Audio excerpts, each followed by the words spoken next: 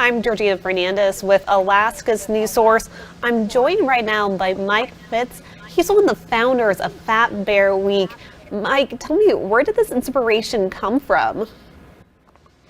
Well, when I was a ranger at Katmai National Park in 2014, I was also working with the webcams in partnership with explore.org. And we had emphasized that bears need to get fat to survive winter hibernation. Fat is the fuel that powers their ability to survive that time of the year when they're not eating or drinking. So I was looking at webcam comments one day. I saw somebody post a photo of the same bear from early summer and late summer, and the person was like, "Hey, look how fat this bear got." And something in my brain clicked, and I thought, well, wouldn't it be kind of fun if we let people decide who they thought was the fattest and most successful Brooks River bear of the year? I brainstormed that idea with a couple of other park rangers I was working with at the time, Aaron Kameyer and Landis Ealer, and we put together this one-day event. We called it Fat Bear Tuesday. The engagement on it was super high compared to anything we had done online in our social media channels at the time. So that day I decided it needed to be expanded into a whole week to allow more people to participate. It's only grown in popularity since then. And that's just expanded, like you said, over the past decade. From 2014, when it was just, that Tuesday, to now, how have you seen it just grow and develop? Well, it's grown in the number of people that participate. In 2014, I think we had like 1,700 votes total or something like that. Last year we had 1.1, 1.2 million votes, right around in there. We're on pace, I think, this year to equal that or maybe even exceed it. One of the things that's also changed is schools are participating a lot. So teachers are using Fat Bear Week in their classrooms to maybe teach about hibernation or teach about brown bear biology or teach about Alaska as well. I think most of the votes are coming from outside of Alaska, and that's allowing people to be introduced to the state in a different way. And how is this not just a fun thing, but also an educational thing, not just for students, but adults? Yeah, it helps us to recognize sort of like the efforts that bears go through to get fat. And at Brooks River, bears have it pretty good, let's be honest. Like a lot of them can kind of sit and wait for the salmon to come to them, but that doesn't mean they don't face individual challenges in their lives.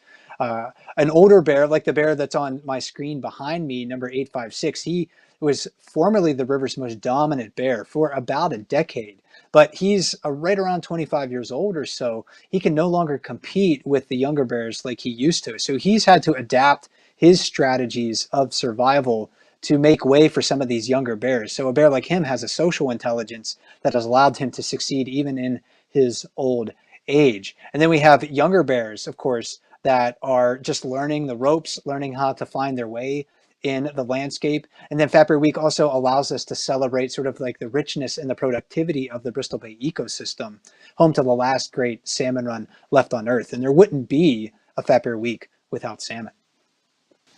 And what's your favorite part about Fat Bear Week? Do you have a favorite bear at all?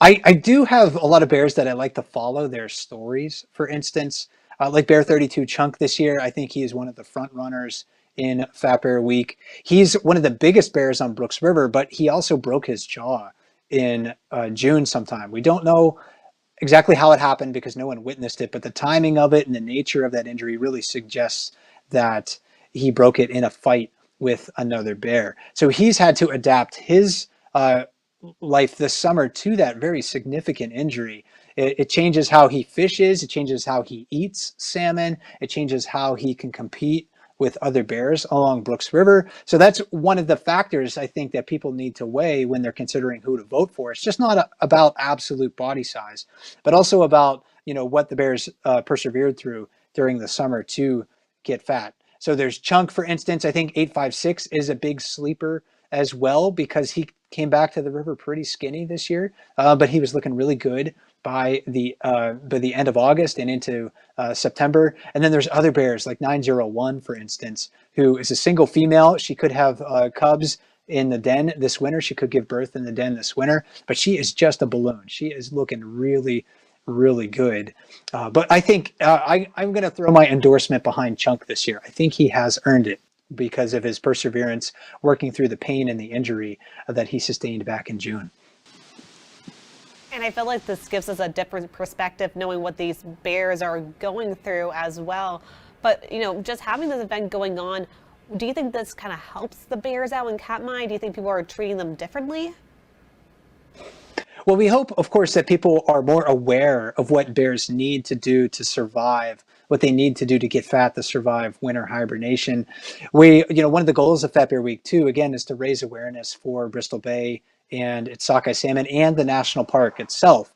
I mean, it was really incredible for me to go to Bristol Bay and see what healthy watersheds truly look like, watersheds that are full of salmon. And I don't think I could have imagined really what that looked like without seeing it in person. So as parts of other parts of North America, they struggle with their salmon runs. And where I live now in Maine, they're trying to restore endangered runs of Atlantic salmon. Bristol Bay can give us sort of like a template of what healthy watersheds really look like. And that's, of course, ultimately one of the goals of Fat Bear Week and the wild landscape of Katmai National Park. We need to really double down our efforts to make sure these places are protected for the future.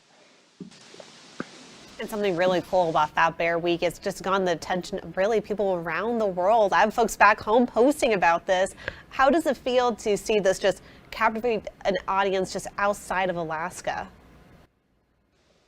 I feel very fortunate to be able to share, the Katmai region and the Bristol Bay region with people around the world, and to be able to stay connected with that place. I haven't worked as a ranger in Katmai since 2016, but I can go there virtually every day during the summer through the webcams on Explode.org and really get a rich wildlife watching experience. It's not the same as being there in person. Nothing can replicate that.